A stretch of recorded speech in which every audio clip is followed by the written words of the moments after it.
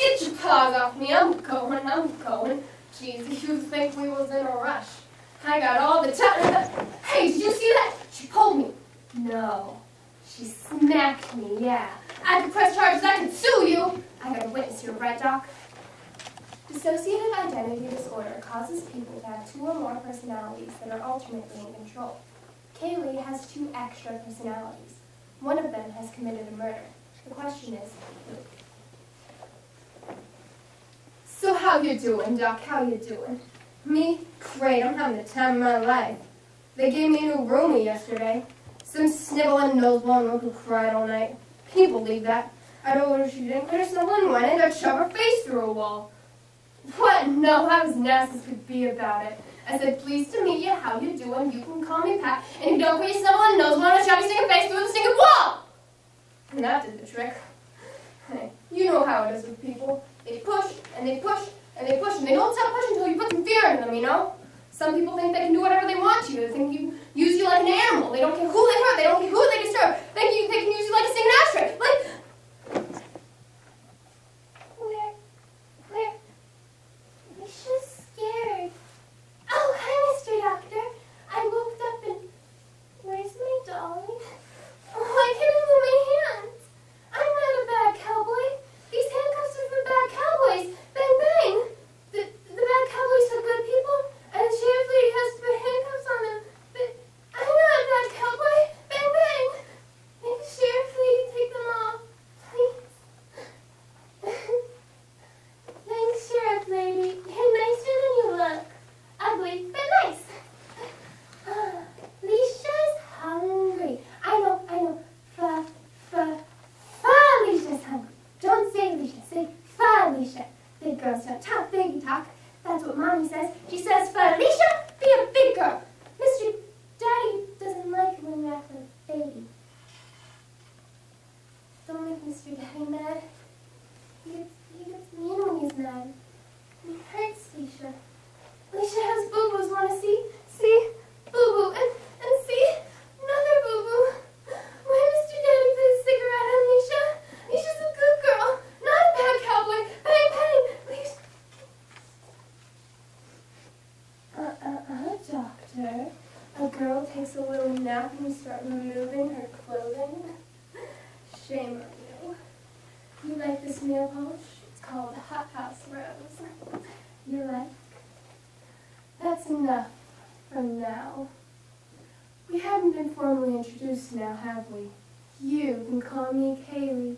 And what do I call you? Oh, Doctor. Yes, sir, Doctor. Wouldn't want to rock the boat now, would we? That's a switch. Someone who's not interested. What's the matter? Prefer boys? Or are you married? Is this your girlfriend? It's not like that would make a difference. My ma had a whole wagon of boyfriends and that didn't stop any of them. What? Mr. Daddy, where'd you hear about him? Can you believe that?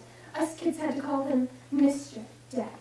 It didn't matter that I didn't know my own daddy. It didn't matter that he and Ma were only shacking up. We had to call him Mr. Daddy. He sure didn't act like a daddy. He'd start drinking and he'd get all friendly. A little too friendly.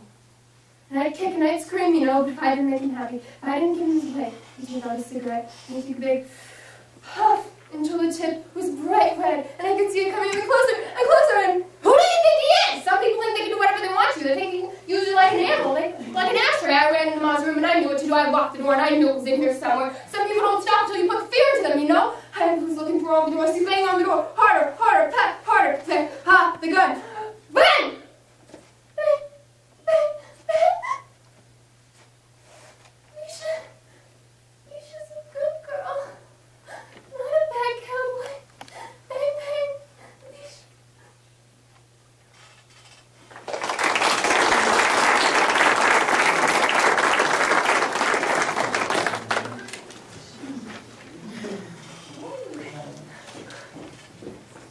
All right.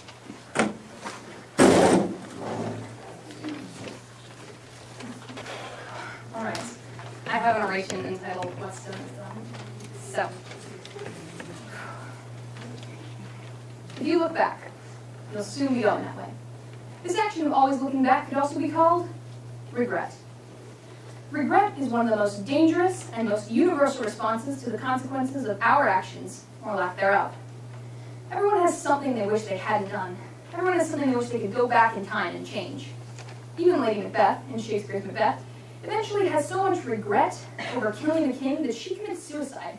This demonstrates the age and universality of this reaction. So what exactly is regret? Regret concerns past tense decision-making. Regret does not happen unless we can envision how things might have turned out if we had done something differently along the way. This is where regret comes from. Envisioning a different choice with a different and typically better outcome. You might be plagued by regretful thoughts such as, why did I eat that cupcake? Why did I post that update on Facebook? Why did I yell at my spouse? A 2011 Psychology Today article found that regret is the most common negative emotion in daily life. Since regret is such a huge part of most people's daily lives, it's important that we learn how to deal with it in a way that is beneficial to us. That's why today I'd like to talk about the types of regret, the effects of regret, and how we can deal with regret in a way that will be most beneficial to us. To begin, regret can be divided into three categories: regret of inaction, regret of action, and indeterminate regret. First, regret of inaction is regret for things that we failed to do. It is the most common category of long-term regret, according to a study by Thomas Gilovich and Victoria Houston Medbeck. This study found that 54% of all of our regrets fell into this category, with failure to complete college or graduate school topping the list.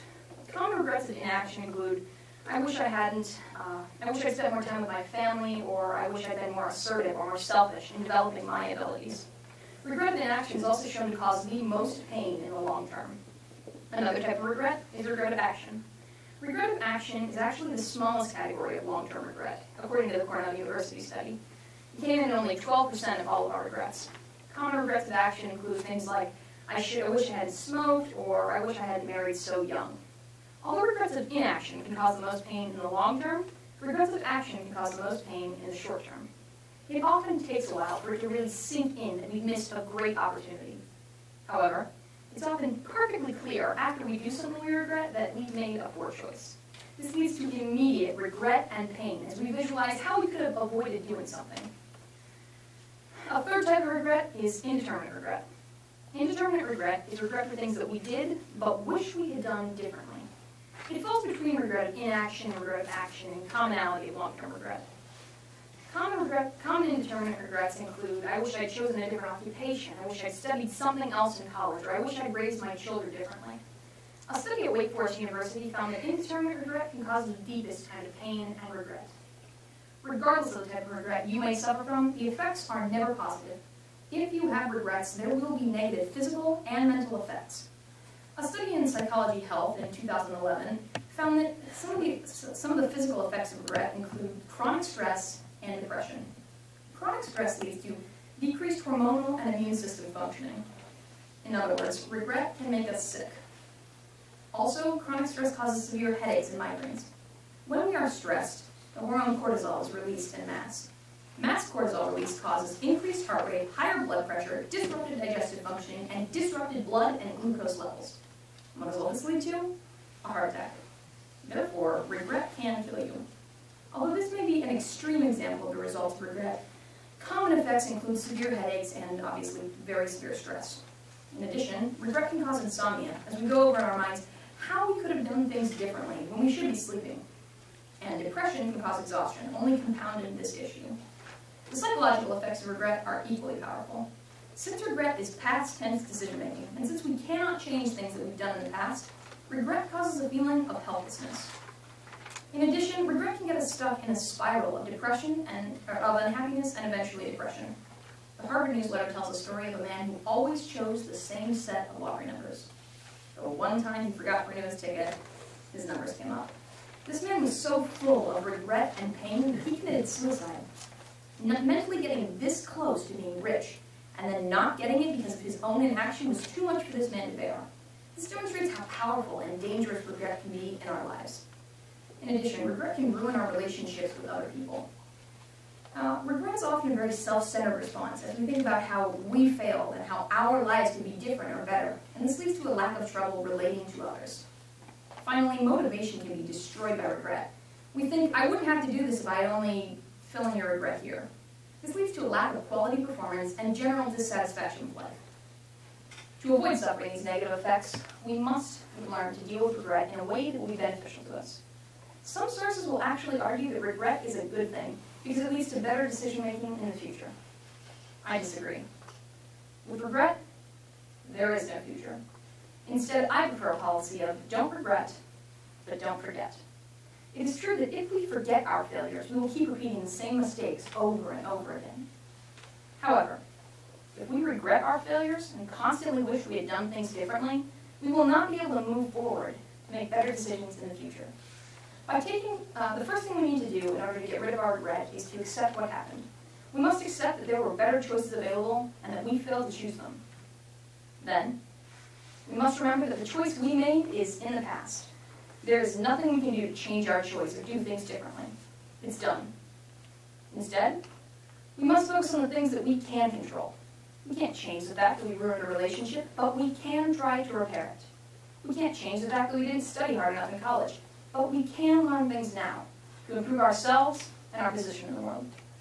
By taking these steps to get rid of the regret for our choices, but not forget our choices, we can learn to shape our decision-making in the future.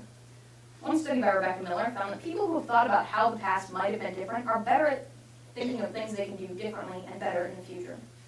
In addition, we need to learn to avoid future regrets.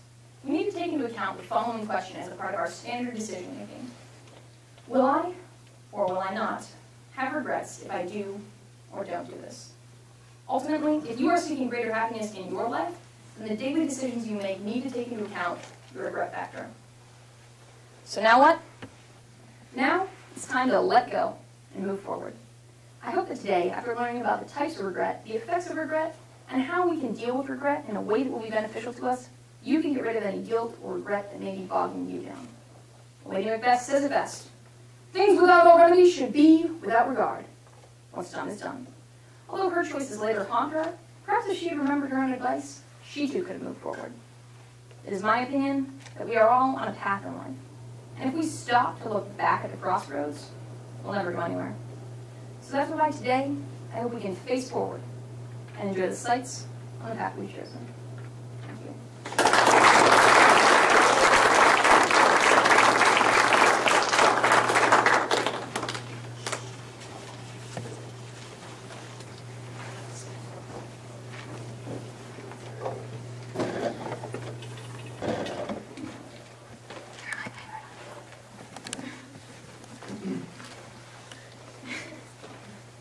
Hey, Nate, are you okay in there? Dad? Dad, is that you?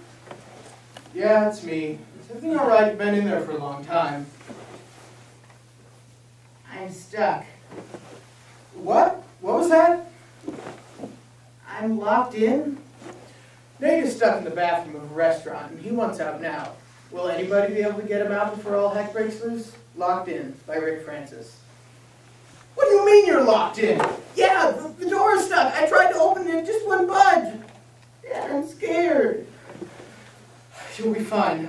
Just try it again. I'm right here. No, it's not working. Oh, there's something sticky on the door. Oh, Dad, I'm so hungry. You've only been in there for 15 minutes. You'll be fine. Slide me a chip under the door. I think you can wait. Oh, good. Here's the manager. Excuse me. It seems my son Nate is stuck inside your bathroom. The door won't open. Oh, I see. Well, don't worry. We'll get you out of there soon, Nat. Nate. What? Nate. My name is Nate. Oh, I'm sorry. Well, don't worry. We'll get you out of there soon.